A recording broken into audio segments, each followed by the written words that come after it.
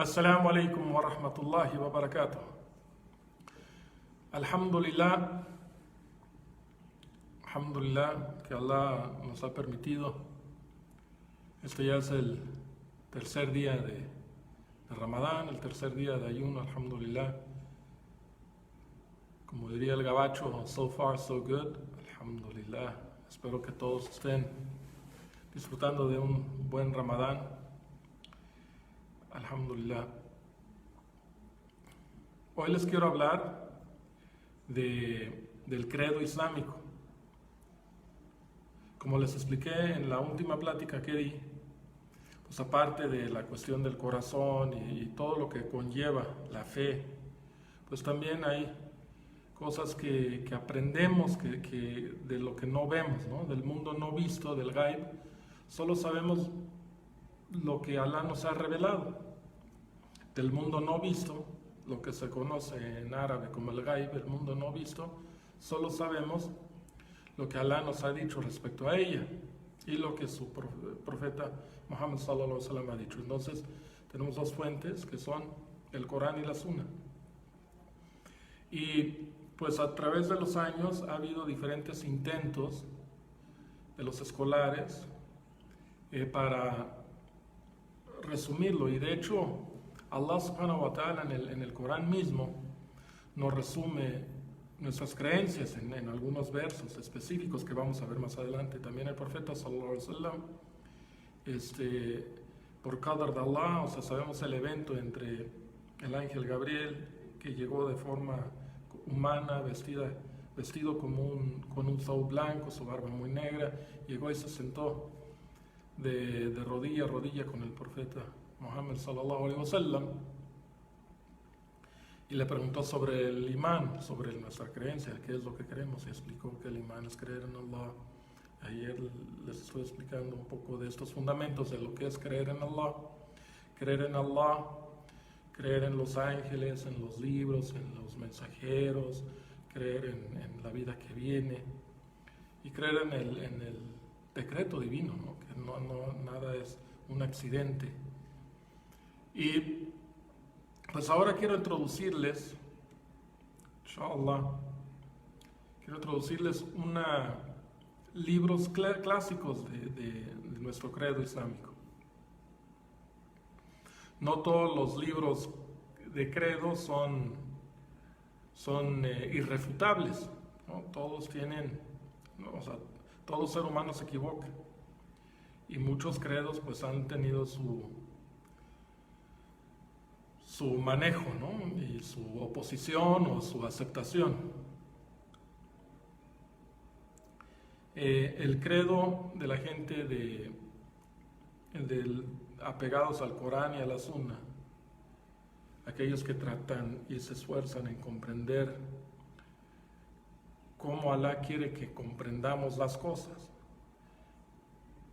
o sea, aquellos que tratan de entender cómo Alá quiere que entendamos las cosas en base al entendimiento de las primeras generaciones, o sea, en base al entendimiento primero de cómo lo explica el profeta Muhammad sallallahu alaihi wasallam y cómo lo entendieron sus compañeros y las primeras generaciones del Islam, porque creemos que ellos tuvieron el mejor entendimiento del Islam. O sea, ahora sí que nosotros en aspectos de creencia, nuestras cosas de fe, regresamos a esta primera generación porque creemos que ellos tuvieron la mejor comprensión.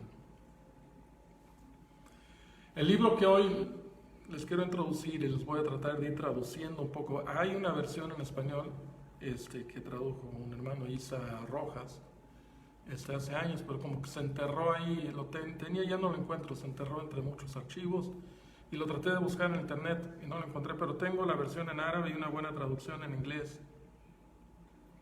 Les voy a tratar porque no es un texto muy grande, pero primero les explico una cosa. El autor de este libro, que inshallah creo que vamos a tener varias pláticas de este libro, a lo mejor unas 4 o 5, inshallah mañana continuaré, porque esto puede durar, pero es un libro relativamente corto. Ibn Taymiyyah, el autor del libro, vivió a finales, o sea, del siglo XIII y parte del siglo XIV, de la era cristiana. Y fue un gran escolar del Islam. Hubo muchos credos anteriores, ¿no?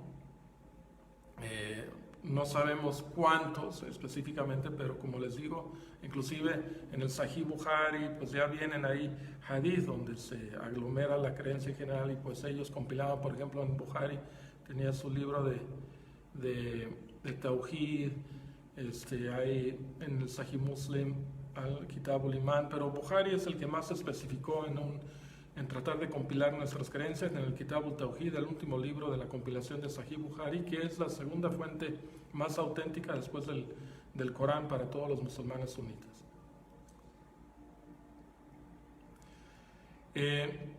Sabemos que hubo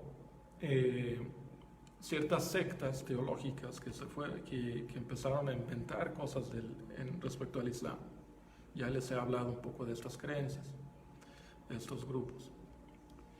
Y los mismos escolares de diferentes épocas, de la cuarta, quinta generación, tercera generación, empezaron a refutar a ellos, inclusive desde la primera generación, o sea, de los compañeros del profeta, empezaban ya a surgir algunos grupos, como el caso de los Jawarij, ¿no? Y de cierta forma, aunque teológicamente no, pero ya empezaban ciertas cuestiones respecto a los Shia, pero los Shia, como hoy se entiende, eso llegó mucho después.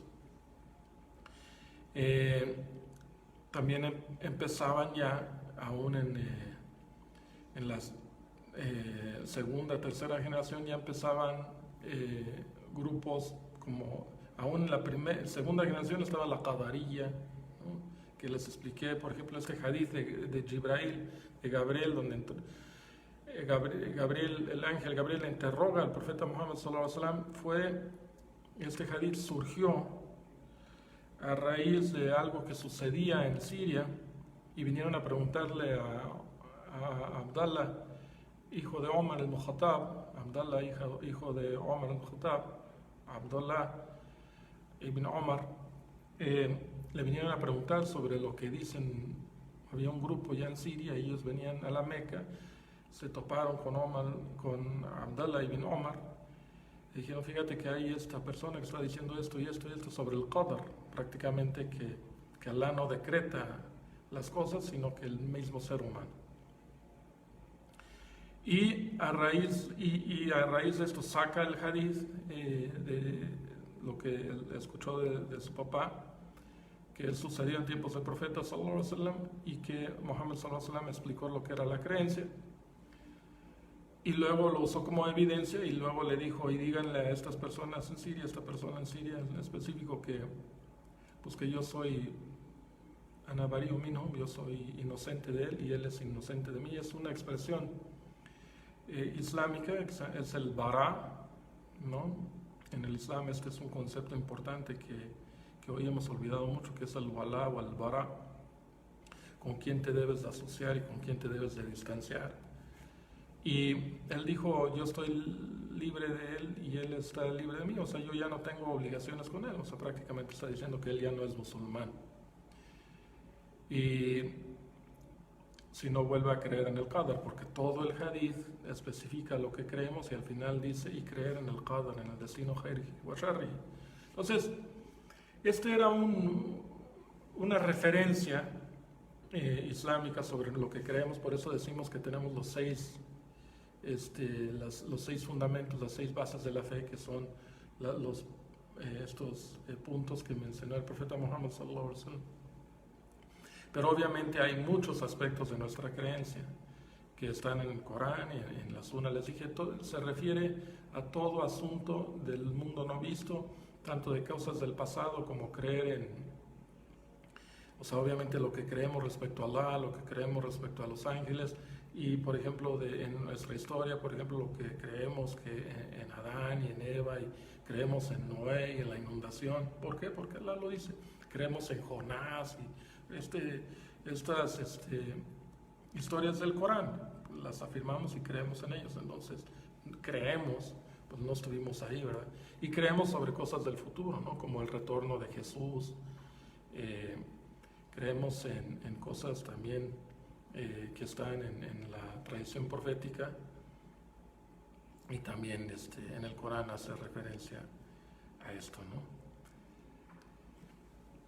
A través de los siglos, o sea, ya para cuando la capital del Islam, que pasó de Medina, de los primeros 4 califas bien guiados, luego pasó a Damasco con el imperio Omeya, y luego pasó a Bagdad.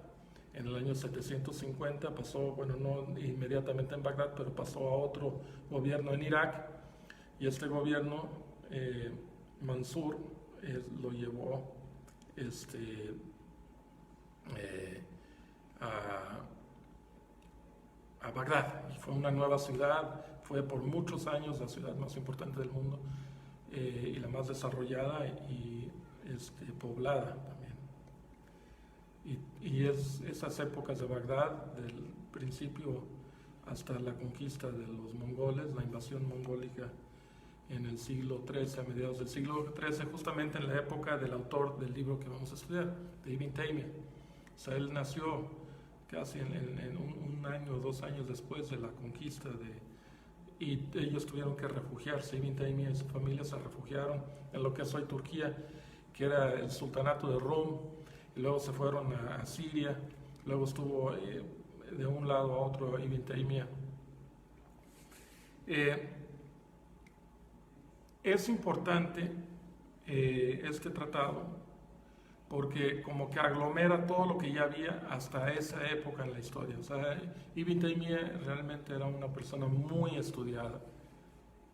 Cuando digo estudiada, a veces creo que los que me escuchen del occidente, creo que no comprendemos lo que es ser un estudioso. Pero estas son personas que desde la infancia hasta su muerte estuvieron encerrados con libros, aprendiendo y enseñando, todo el día. Dormían poco, estudiaban y enseñaban, Desde la infancia aprendían el Corán de memoria, viajaban y para estar con un sheikh, aprender todo de él, y luego con otro, y diferentes ciencias del Islam, y se volvieron escolares muy profundos. Ibn Taymiyyah fue un escolar muy profundo. Y Ibn Taymiyyah aglomera las creencias, o sea, viendo la metodología que todos los grandes ulemas siguieron, que es tratar de regresar la creencia, entender cómo Alá quiere que entendamos las cosas en base a las primeras generaciones del Islam. Entonces Ibn Taymiyyah hizo un esfuerzo, obviamente él estudiaba todo lo que había del Corán y de la Sunna y de lo que el Imam Ahmed dijo, y cosas que ahora no tenemos. O sea, hubo escritos que se perdieron, pero Ibn Taymiyyah tuvo acceso a muchos escritos de grandes escolares. Y él se metió a estudiar también a muchas sectas desviadas, y estudió, inclusive tuvo que estudiar filosofía para refutar a los residuos de la Mu'tazila. Ahora, voy a contextualizar, por favor, aquí voy a tratar de explicarles cómo sucedió. O sea, teológicamente ya en el siglo XIII, la época de Ibn Taymiyyah, antes de que escribió este tratado que vamos a empezar a estudiar, él, rahimahullah, la clemencia esté con él, obviamente vivió una época como la que vivimos hoy los musulmanes, sin un califato. O sea, conquistaron el califato. Él vivió en un periodo donde apenas se estaba retomando esto, donde se había dejado de seguir la Sharia, y por eso tenemos algunos de los tratados de Ibn Taymiyyah sobre gobernanza, sobre cuestiones económicas, sobre el rescate de las leyes islámicas a nivel social, son muy importantes. Por eso a veces de todo lo que escribió millones de páginas, literalmente, o sea, escribió muchísimo. No todo lo tenemos, pero tenemos todavía grandes obras magníficas y muy profundas. De verdad que Ibn Taymiyyah es de los escolares más importantes del Islam. Y pues antes que él hubo fitna, hubo muchas fitnas. ¿No? Todo musulmán que estudia la historia sabe de la primera fitna, de la segunda fitna, o sea, de esos momentos de dificultad donde hubo muchas pruebas a los creyentes, ¿no? La primera fue la pelea entre musulmanes, ¿no? En la batalla de Jamal, luego Sifín, ¿no? La batalla entre Muawiyah y Ali,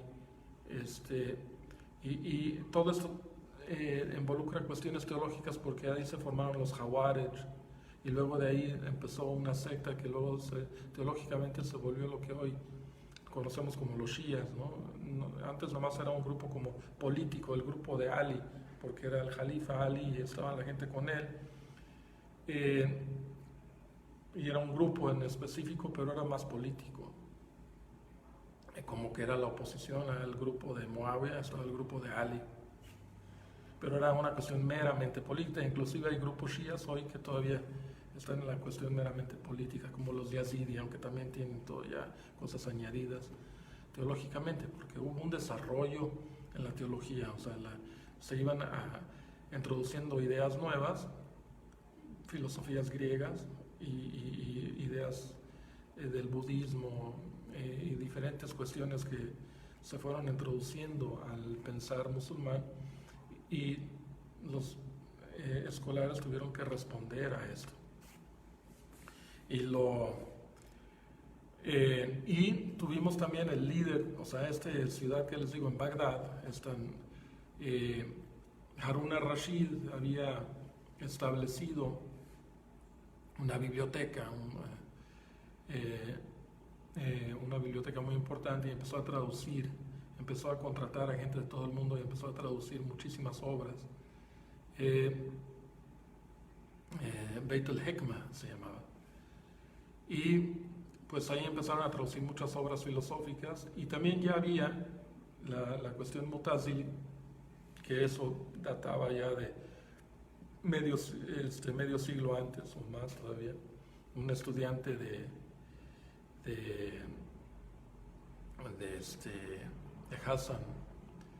Hassan al-Basri empezó a hacer i'tizal, y de ahí formularon él y unos en Siria empezaron a formular unas ideas basadas en filosofías griegas, ¿no? Una influida por la escuela vieja de los persas, ¿no? Los persas tenían una escuela de pensamiento filosófico y demás, donde iban sectas perseguidas cristianas a estudiar, y de ahí salió el primero, no me acuerdo no me acuerdo su nombre específicamente, Safwan creo que se llama. Y luego en Bagdad, en Damasco, hubo otra corriente, y como que fueron mezclando cosas de la filosofía griega, platónicas y demás. Y luego ya se introdujo con el Estado Islámico, se introdujo mucho el pensamiento aristotélico. Y uno de los estos Mutazila, esta primera secta que se volvió oficial porque era como que la cuestión muy intelectual, y como se fomentaba la biblioteca y como se volvieron padrinos de la cultura y de la educación, pues traducían todo tipo de obras. Había gente de todos lados del mundo traduciendo y trabajando y pagados por el gobierno para que estas grandes obras que hoy tenemos, matemática, álgebra, todas estas ciencias que pues de ahí emanaron, ¿no? De esta que algunos llaman la época de oro, pero los teólogos, los escolares del Islam veían un peligro en que se estaban metiendo ideas filosóficas a nuestra creencia musulmana. Y uno de los primeros y de los más grandes defensores de la fe islámica, como se entendieron en las primeras generaciones, que conocemos como los Salaf, fue Ahmad bin Hanbal, o sea, el imam de Ahlus Sunnah wal Jamaat. Fue Ahmad bin Hanbal, y él fue perseguido, él fue torturado y defendió hasta el último suspiro la creencia correcta, y hizo tratados y defendió todo lo que venía en el Corán y la Sunna al respecto, y pasó por un tipo de inquisición, fue probado y torturado, y hay que leer la biografía del Imam Ahmed. Y cuando murió, pues se hizo más grande, se hizo muy popular, porque alrededor del mundo se supo de esta Inquisición, porque fue una Inquisición del gobierno que quería imponer una creencia, y algunos aceptaron por la fuerza, pero en otros lugares del mundo islámico, como en Egipto, como en diferentes lugares en el Hijaz, en otros lugares, pues no estaban tan de acuerdo, ¿verdad?, con lo que estaba pasando en Bagdad. Y pues cuando amaban al Imam Ahmed, porque decían, allá en Bagdad está el Imam Ahmed defendiendo las creencias, ¿no? Por ejemplo, el Imam Shafi amaba al Imam Ahmed, ¿no?, y por la defensa que hacía por el din. El Imam Shafi es uno de los famosos imams escolares del Islam. Y pues al morir el Imam Ahmed, pues hubo muchos estudiantes, y estos círculos de estudio de la escuela de Hanbalita siguieron en Bagdad, y fue creciendo y se fueron divulgando alrededor del mundo. Y los Abbasi llegaron a apoyar esto, ¿no? Después de 3 generaciones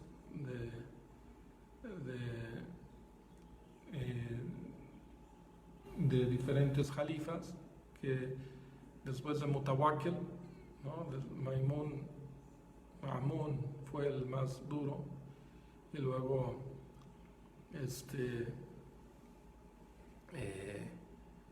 su hermano, si no me equivoco, fue el que le hizo el juicio. De esto yo había dado una plática. El punto es de que pasaron ya 3 gobiernos abbasis que eran firmes y persiguiendo a la creencia del Imam Ahmed y defendiendo el mutazilismo, pero luego, después de Mutawakkil, ya que se aprobó que la escuela oficial del imperio fuera la del Imam Ahmed, ¿no? Y este es un tema que hay que estudiar a fondo. Luego, los Mutazili no se extinguieron del todo, ¿no? Siguieron sus escuelas, y se empezó a formar una teología Mutazili, y en esta misma escuela surgió un señor que se llama Abu Hassan al-Ash'ari. Con el ayuno a veces se me va la memoria, hermanos, ¿no? Abu Hassan al-Ash'ari es famosísimo, ¿no? Es una escuela de pensamiento que hasta la fecha sigue, y es un debate hay una cuestión teológica ahí, pero Abu Hassan al-Ash'ari reformó la creencia Mutazili. Él estudiaba con uno de los grandes Mutazili, y luego se islamizó, o sea, se corrigió, y corrigió el mutazilismo después de estudiarlo décadas. Corrigió el mutazilismo y trató de reformarlo, pero aún así quedaron muchas remitentes, quedaron ciertos rezagos de la creencia mutazili original, ¿no? Por ejemplo, los mutazili tienen una teología negativa de no atribuirle a nada, ¿no? Niegan todos los atributos, porque este era un concepto filosófico sobre la cosa primaria, ¿no? De lo que hablaban Aristóteles y Platón. Pero Abu Hassan al-Ash'ari llegó a aceptar atributos innegables de Allah, ¿no? Su presencia, su poder, que Él todo lo sabe, ¿no?